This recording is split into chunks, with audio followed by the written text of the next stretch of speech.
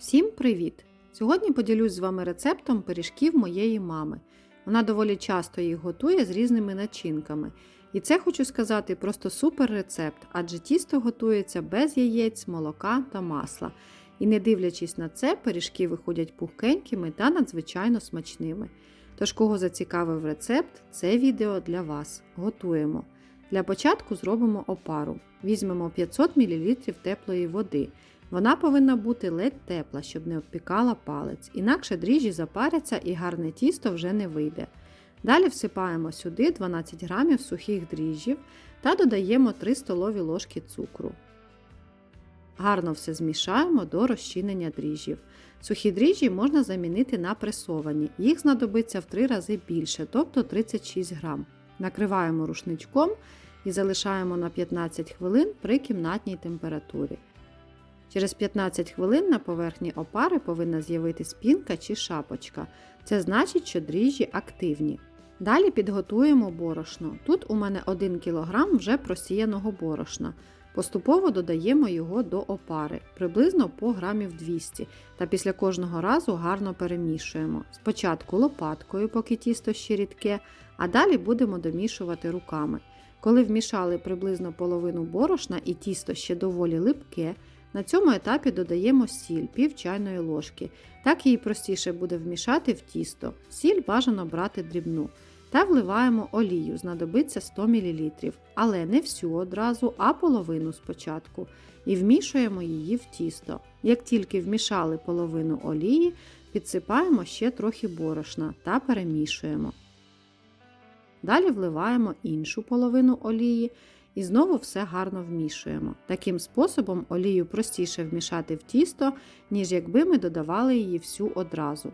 Коли олія повністю вмішалась, знову додаємо борошно і продовжуємо вимішувати вже руками, так як тісто густе. Для зручності викладаємо його на робочу поверхню і продовжуємо вимішувати. Борошна може знадобитись трохи менше, ніж кілограм, тому підсипайте його поступово. Не потрібно забивати тісто зайвим борошном, щоб пиріжки вийшли пухкими та м'якенькими.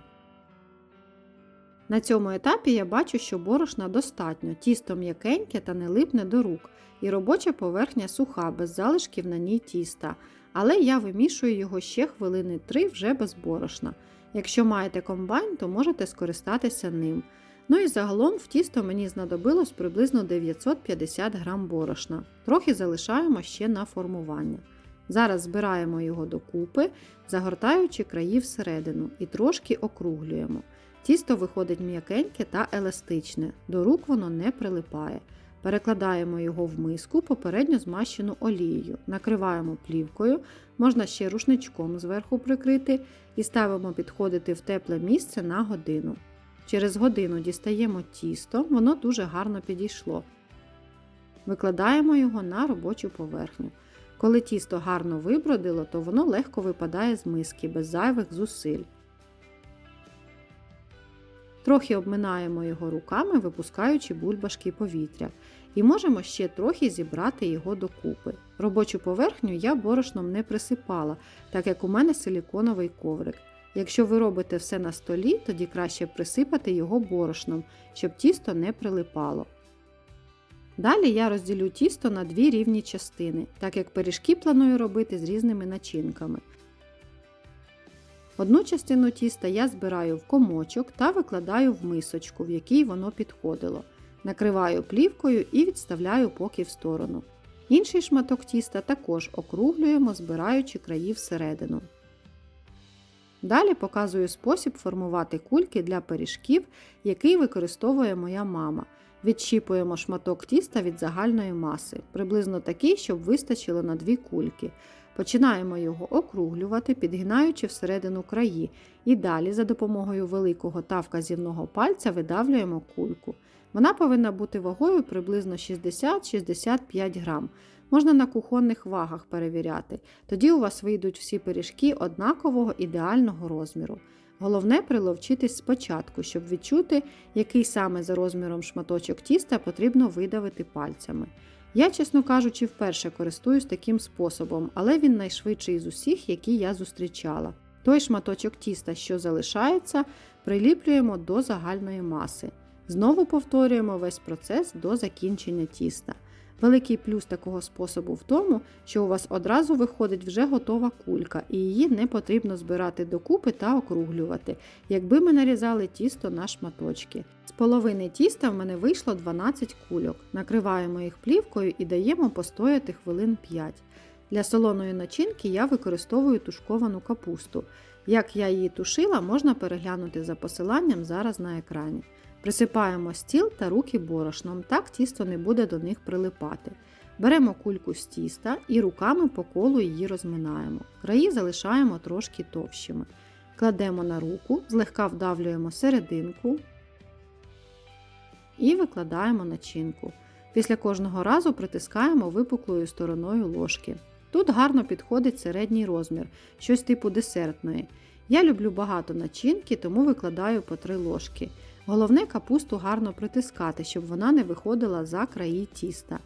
І тепер зліплюємо краї, так само як ліпимо вареники. Защіпуйте міцно, щоб начинка не повитікала під час випікання. Далі округлюємо пиріжок, прокручуючи його і злегка притискаємо зверху. Викладаємо на деко, застелене пергаментом, защіпом донизу. Викладайте трохи на відстані, так як в духовці пиріжки ще виростуть. Накриваємо рушничком і залишаємо підходити в теплому місці ще на хвилин 20. Щоб наші пиріжки не були надто блідими, я заварила міцний чорний чай і змащу їх зверху та з боків. Це якщо ви хочете, щоб пиріжки були пісними. В іншому випадку краще змастіть їх жовтком, змішаним зі столовою ложкою молока. Ставимо випікатися у розігріту до 180 градусів духовку.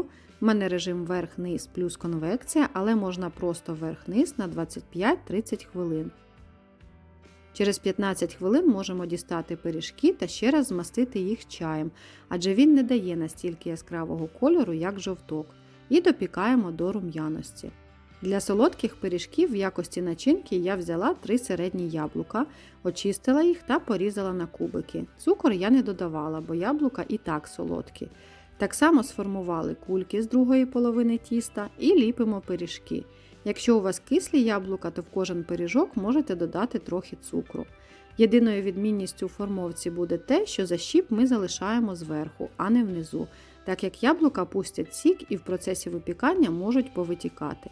Гарно заліплюємо край і робимо його ніби трохи більшим та пласкішим, а далі ось так пальцями загинаємо краї. Таким способом, я знаю, багато хто ліпить вареники, але пиріжки теж гарні виходять з таким защіпом. Краєчок підгортаємо донизу і трохи притискаємо з боків, щоб він був не таким пузатим. Залишаємо їх для розстойки на деку 20 хвилин. Тим часом дістаємо першу партію, вони якраз вже спеклися. Я випікала їх 30 хвилин. Вони, звісно, не такі глянцеві, як з яйцем, але теж гарні. Накриваємо їх рушничком і залишаємо повністю охолонути на деку.